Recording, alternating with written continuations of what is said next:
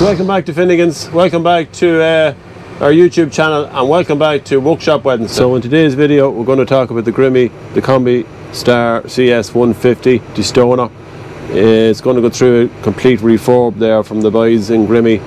Mervin came down there last week, done an appraisal on it, so we'll go over to him and we'll chat to him on the few bits that we need to do. Mervin Hunter there from Grimme. He's out to come down this morning there just to do an appraisal here on the Grimme destoner. So first of all, Mervin, have you the list done already, or are you ready to make it? Well, I've a bit of a list on there. Generally we just look through the machine from start to finish. So from the front we'd look for disc wear. We're not too bad on that one, are we, on the disc? No, the disc pretty good there. The wear on your share then, obviously, you know, we just take a measurement, compare it against a new share and see, you know, are we going to get another season out of it, or, you know, you probably have to change mid-season if you don't. Then our stars, we look at the wear in our stars, particularly the plastic stars.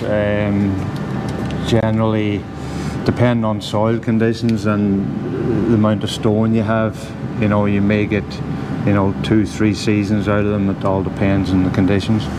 And these look pretty good. The first two row look as if they're going to have to be changed, don't they? Yeah, I'd say I'd recommend the first two row were changed. The material on the point of the star is thick, and there's a raise on the back of the actual point. Yeah. When it wears off, then they wear a lot more rapid. So then the stars just get smaller, and you could lose stone through the machine. So yeah, the first two rows, generally the rest of them look pretty good.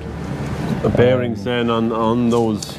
Bearings then, your main drive bearings, we normally check if there's any sideways movement on the bearing. It's a sign that the bearing is starting to wear.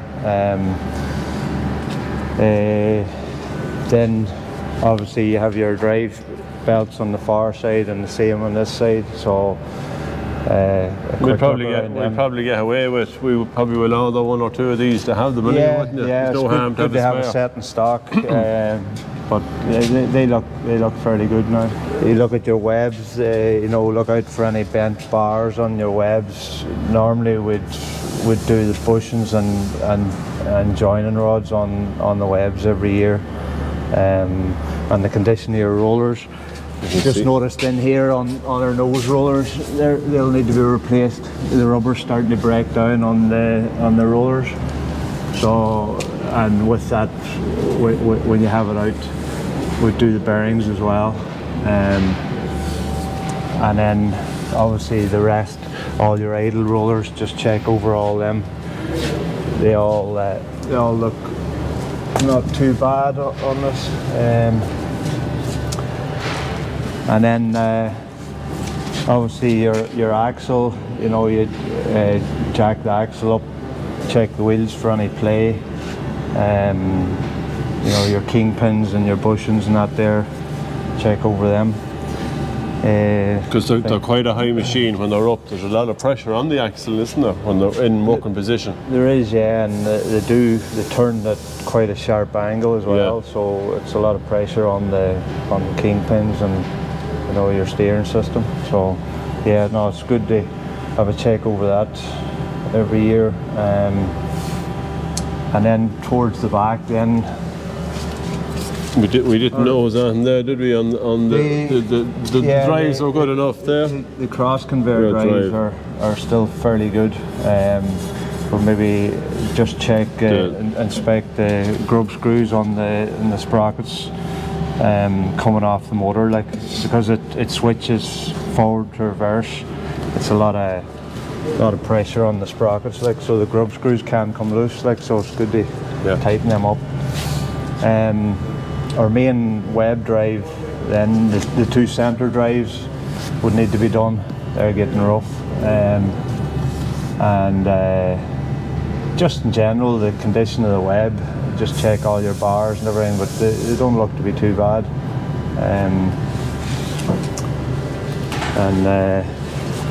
yeah, around on this side. Much the same. You have your rotor drives to the front. You have you know, a few extra belts on this side, but again, same applies. Just check your belts for any cracks or defects. Or just going to check the control panels here today, just to make sure everything is running. So it's in the 175R tractor here, and we have our hydraulics on, power out, so just power it off. This lever here is just for letting the bag up and down, which is working. Side to side should do the tilt, which is working there as well. There is an auto tilt on it as well, up and down on the front here, as you can see. That lifts it up and down, and then this one here is to put it into float. In the float position, then we have a couple of different settings on it here, presets. So when we come to the headland and we want to move in, we just hit that button and it should drop down fairly quick. Also on that is we have our cross belt, which is actually up there at the minute, so I don't want to put that down. On this lever here we have our steering. The steering is working up and down. We also have a center steer button, so we can hit that button and it will steer itself. You'll see it, actually probably see it here on the button. So if I hit that up, I'll go to the right. If I hit the button here, it should center back here, which it just hasn't done, so it might need a little bit of adjustment there on that. We also have a scrubber web here, which you'll see it there. That's for letting the scrubber web up and down, and this is for turning the scrubber web on. So the scrubber web can work both ways. We're just checking it here that it's going forward. That's in reverse, and this is where it's going forward, and that's working. So we just turn it off there. That's just a speedier cross elevator. You can hit to the left and go one way, and back the other way as well. So that's the control panel. Everything's working on there, so we'll be happy enough with that. So I'm just heading down now to Kilberry with the 145R. We just made a decision there that we're going to change it. We're just over 6,700 hours on it. It's time for a change. So we have just heading into Kilberry here. We're going to drop it off. We're not just going to pick up the new tractor today. We have to wait there until the new year to pick it up. We have to have this one sold, so we're just going to drop it in here to the lads, and they can. Oh, jeez.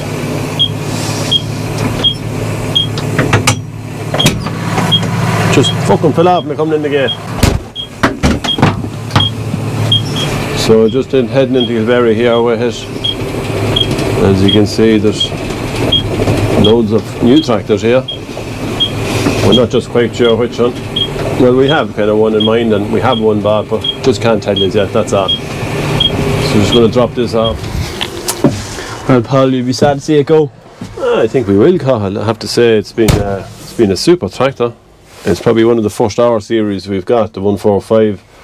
It was basic enough as probably today's standard. Their power quad, your spools, hydraulics were still on the levers and that, but in fairness, there's just over 6,700 hours in it, and it has never given an ounce of problems. So from that point of view, we would have been very happy with it. And what did it mainly do? Well, it was kind of like utility on the farm, and actually when it came first, we put it into the sprayer and it done a bit of spraying.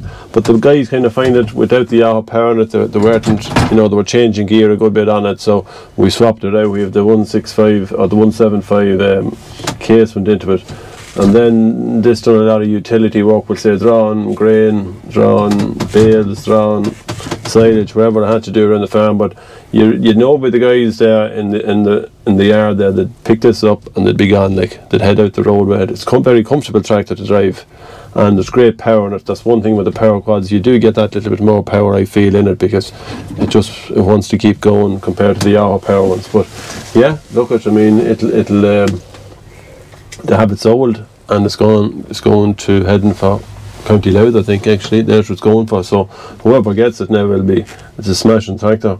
It's just the warranty was up with it, and we decided after 5 years it's just time to move it on. So that's really been the policy on the farmers after 5 years. Keep them fresh. Yeah, we'll keep them fresh, and you know, it'll still be a very good tractor for somebody. So that's really it. What are we trading for is the next question.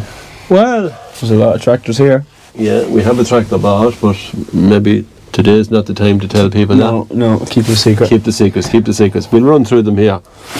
Have a guess in the comments there what we're going to buy. Yeah, have a guess in the comments. This is the 6155R. Has a load of brackets ready to go, so this one would be really handy around the farm there for dairy, so maybe that's the one. We don't know. Maybe we might upgrade to a 6175R auto power. No, that's a nice tractor. We have one of them on the farm already with the front loader. Our one just has the Command Pro, so might get that one. We may even look at the 6215R. This one here is Ultimate Edition. Has a leather steering wheel. Command Arm Pro. Really smart looking tractor.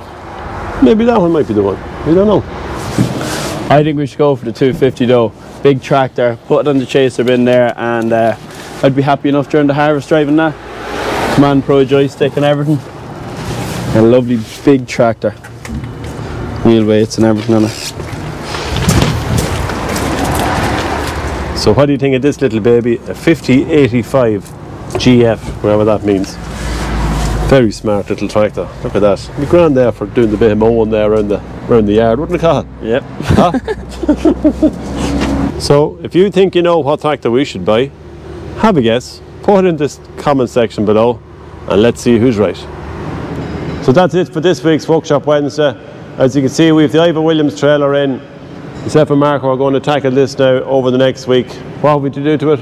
Floor, brakes, hitch, toolbox, lights.